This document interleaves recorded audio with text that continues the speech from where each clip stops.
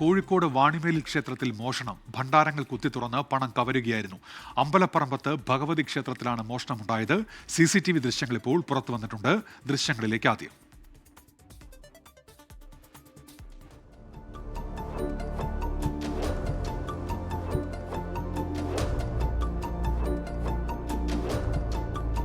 Sameer C മുഹമ്മദാണ് ഇപ്പോൾ കോഴിക്കോട് നിന്ന് ചേരുന്നത്. സമീർ, വിവരങ്ങൾ.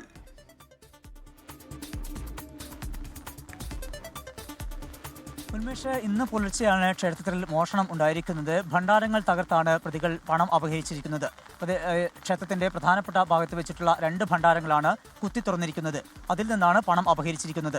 ഒപ്പം തന്നെ ഈ ക്ഷേത്രത്തിന്റെ ഓഫീസിന്റെ ജനാല തകർത്തിട്ടുമുണ്ട്. അതിനകത്തും പ്രതികൾ കയറിയിട്ടുണ്ട്. ഈ സംഭവവുമായി ബന്ധപ്പെട്ട് ഇപ്പോൾ പോലീസ് അന്വേഷിച്ചു വരികയാണ്. ഇതിൽ ഏറ്റവും പ്രധാനപ്പെട്ട ഒരു തെളിവ് പോലീസ് ലഭിച്ചിരിക്കുന്നത് അവിടെ നിന്നുള്ള CCTV ദൃശ്യങ്ങളാണ്. അതിൽ 3 പേരെത്തിയാണ് ഇത്തരത്തിൽ മോഷണം നടത്തുന്നത് എന്ന് കണ്ടെത്തിയിട്ടുണ്ട്.